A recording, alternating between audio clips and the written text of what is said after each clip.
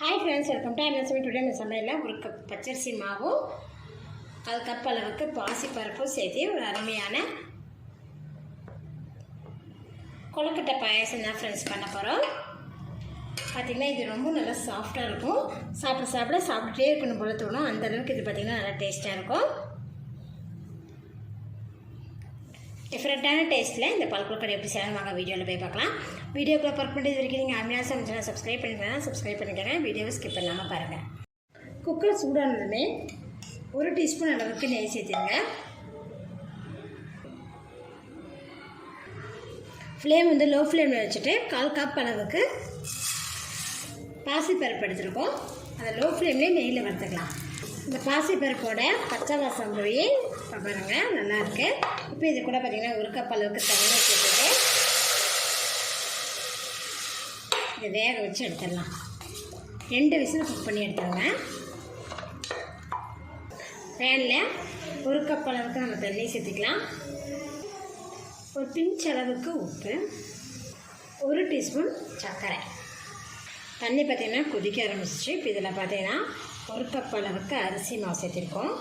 சேர்த்துட்டு இதை நல்லா கலந்து விட்டுட்டு ஸ்டவ் ஆஃப் பண்ணிடலாம்.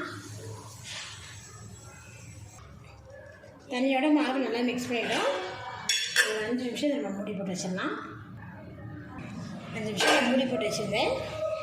இப்போ மாவு நல்லா கையில் நல்லா பிசைஞ்சு விட்டுருங்க. பிசைறதுக்கு முன்னாடி ஒரு டீஸ்பூன் அளவுக்கு நம்ம நெய் சேர்த்திக்குவோம். அப்போ பார்த்திங்கன்னா நல்லா மாவில் பார்த்திங்கன்னா நல்லா நெய் வாசம் இருக்கும். சாப்பிட்றக்கும் நல்லாயிருக்கும்.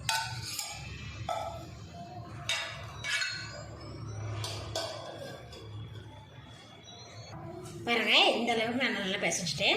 இப்போ இதில் இருக்கிறது கொஞ்சமாக எடுத்து நம்ம சின்ன சின்ன உருண்டைகளாக உருண்டை பிடிச்சிக்கலாம். விரிசல் இல்லாமல் அதை இந்த மாதிரி பார்த்திங்கன்னா உருண்டை பிடிச்சி வச்சுருக்கேன். பார்த்திங்கன்னா எல்லா மாவுலையும் உருண்டை பிடிச்சிட்டா ஒன்று மொத்தம் பார்த்திங்கன்னா குட்டியாக இருந்துச்சுன்ட்டு இந்த மாதிரி செஞ்சு வச்சுட்டேன். அடிக்கணுமான பாத்திரம் எடுத்துருக்கோம். இதில் பார்த்திங்கன்னா 1 கப் அளவுக்கு காய்ச்சின பால், அதே கப்பில் 1 கப் அளவுக்கு தண்ணி. இப்போ இது கூட நம்ம உருண்டை பிடிச்சி வச்சுருக்கிற கொழுக்கட்டைகளை இதில் சேர்த்திடுவோம். 5 நிமிஷம் இதை ஹை ஃப்ளேம்லேயே பாயில் பண்ணிடுங்க.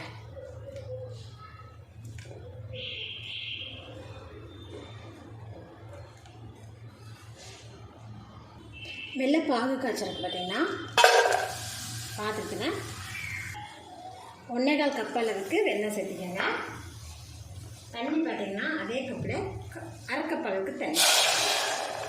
எண்ணெய் பார்த்திங்கன்னா நல்லா முழுசாக கரையணும். நம்ம பார்த்திங்கன்னா இது கூட பாசிப்பருப்புலாம் சேர்த்துருக்கோம் இல்லையா, அதனால் பார்த்திங்கன்னா 1/4 கப்பு சேர்த்திங்கன்னா சரியாக இருக்கும். பாசிப்பருப்பு 2 விசிலில் நல்லாவே குக் ஆகிடுச்சு பாருங்கள். 5 நிமிஷம் ஹை ஃப்ளேம்லேயே பார்த்திங்கன்னா பால் நல்லா குக் ஆகிட்டுருக்கு. இப்போ இது கூட பார்த்திங்கன்னா வேக வச்ச பாசிப்பருப்பு இதில் நம்ம சேர்த்திடலாம்.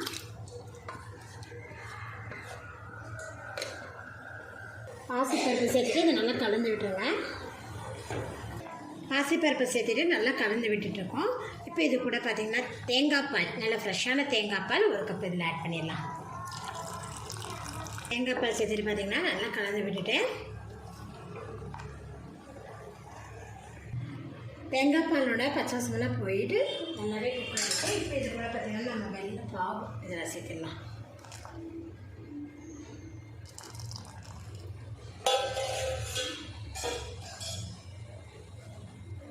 வெள்ளைப்பாவு சேர்த்தாதுமே 2 ஏலக்காய் பார்த்திங்கன்னா நல்லா ஃப்ரெஷ்ஷாக தட்டி இந்த மாதிரி உடச்சி வச்சுருக்கோம்ல அதை இதில் சேர்த்துருவோம்.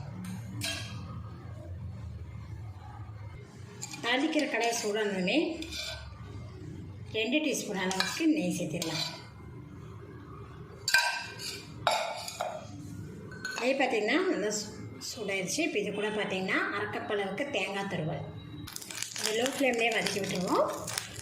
இந்த தேங்காயோட பச்சை வாசம் போய் தேங்காய் துருவல் பார்த்திங்கன்னா நல்லா வதக்கி வரணும். உங்களுக்கு தேங்காய் துருவல் வேண்டாம் அப்படின்னா நீங்கள் தேங்காயும் கூட சின்ன சின்னதாக கட் பண்ணி போட்டுக்கலாம், அதுவும் நல்லாயிருக்கும். இப்போ பாருங்கள், தேங்காய் துருவல் பார்த்திங்கன்னா நல்லாவே நெய்யில் வறுபட்டுருச்சு. கொதிச்சுட்ருக்கிற பருப்பு கொழுக்கட்டை பாயாசத்தை இதை நம்ம சேர்த்துடலாம்.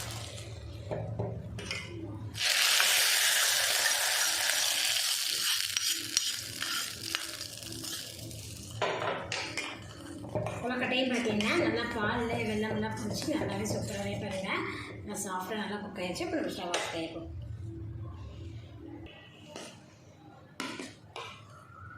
பால் கொழுக்கட்டை பருப்பு போட்டு இது போல் செஞ்சு கொடுங்க. திரும்ப திரும்ப வேணும்னு சொல்லி கேட்டு சாப்பிடுவாங்க. அந்தளவுக்கு இது பார்த்திங்கன்னா டேஸ்ட்டாக இருக்கும். நீங்களும் இது போல் ட்ரை பண்ணி பாருங்கள் ஃப்ரெண்ட்ஸ். என்னோட இந்த வீடியோ உங்களுக்கு பிடிச்சினா லைக் பண்ணுங்கள். மறக்காமல் ஆமினா சமைச்சனை சப்ஸ்கிரைப் பண்ணிக்கோங்க. நன்றி.